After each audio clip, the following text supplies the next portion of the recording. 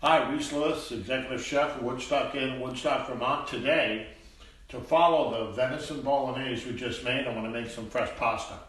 I've got simple ingredients. This is like the world's best or most favorite comfort food pasta. You can't go wrong. Flour. I'm going to use 2 little eggs here. Of course, this is a grandpa recipe or grandma recipe, whatever you want.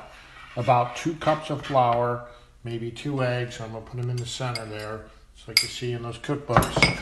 And I'll stir that flour in. Of course, this is live TV. I'm going to make it right on the counter. Come on, flour and eggs. You got to do it here. Get that mixed together. I've got some olive oil here. That well blew out a hole on the side. A little bit of olive oil in there as well. Got some additional flour to blend. I'm going to blend these 2 together, these 3 items, till they're a dough. And I'll adjust the consistency once I get it there. So this may take just a few minutes, and we're going to knead it. I'm going to roll it on the big machine here, and don't go away. I'll be right back. I've got the dough has kind of come together here on the counter. I did add the 3rd egg.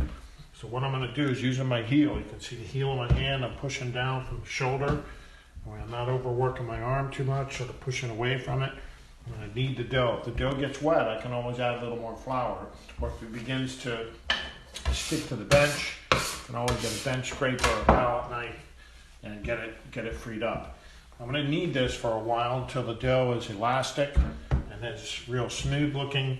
And then I'm going to wrap it in saran wrap and put it in the refrigerator to chill it off. Very important that it rests first. Okay, so we'll come back after the dough is rested. We'll roll it out, cook it. And man, I'm hungry.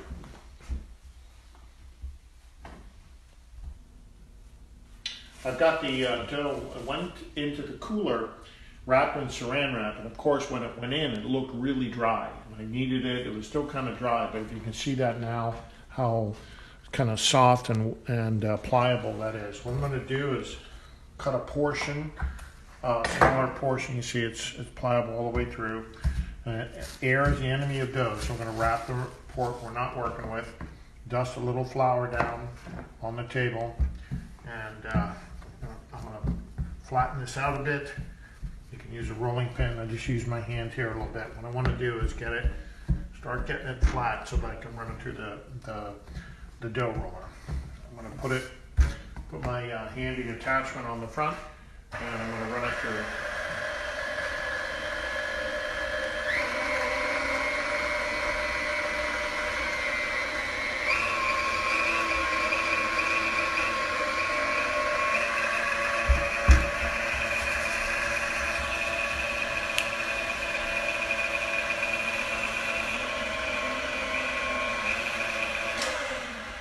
The dough roller has some depth gauge here, so you can go smaller and smaller.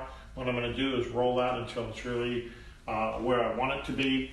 What I also do is rub the flour a little bit like that, so that I call it polishing the dough, just so that there's no lumps and we'll get that real smooth and kind of silky textured pasta.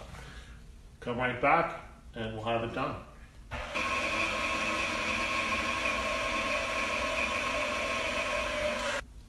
When you're handling dough, make sure that you're not using your fingers to go through it. Use the back of your hands, so it's kind of like this. And like you're throwing a pizza, and just let it go. And this is really fun for kids. I used to do it with my children when they were at home, and it's great. I'm gonna give me a couple minutes, we'll have it done. I've got the pasta hanging on some spoons here. You can pull out the drawers and put them in between, let the pasta sheets dry a little bit. It's really important when you're doing this to make sure you don't immerse. If you have one of these or whatever, you never wash it. You just brush it off a little bit.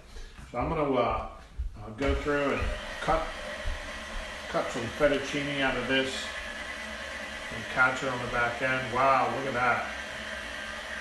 TV magic here. Come on. I don't want it to hit the floor. The cookie sheet here will feed it through.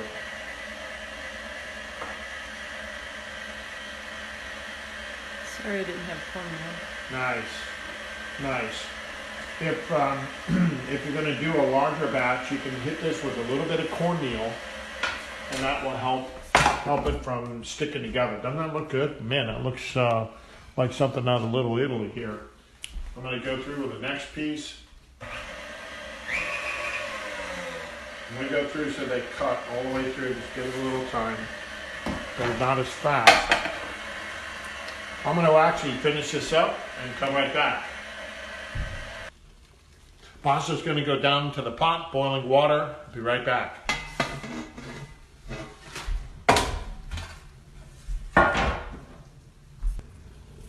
I've got some pasta coming out of the pot. It went down in, and I made sure I stirred it right away to keep it from sticking together. And you can see it's not sticking together at all. Wonderful, wonderful texture here. When you come out of the pot, I have a small pan with some of the Bolognese. I'm going to just toss it together to serve it. A little bit more sauce on that. You could just go on top if you wish, or toss it. I'm going to do a quick toss here. And it's going to go down into the bowl. Wow. Some more bolo on top. Yeah, I think I'm going to gain a pound here. And some cheese over that. Venison bolognese. Of course, two-part series, bolognese and pasta. Thanks again for joining me. Home on the range, Rhys Lewis, Woodstock Inn, Woodstock, Vermont.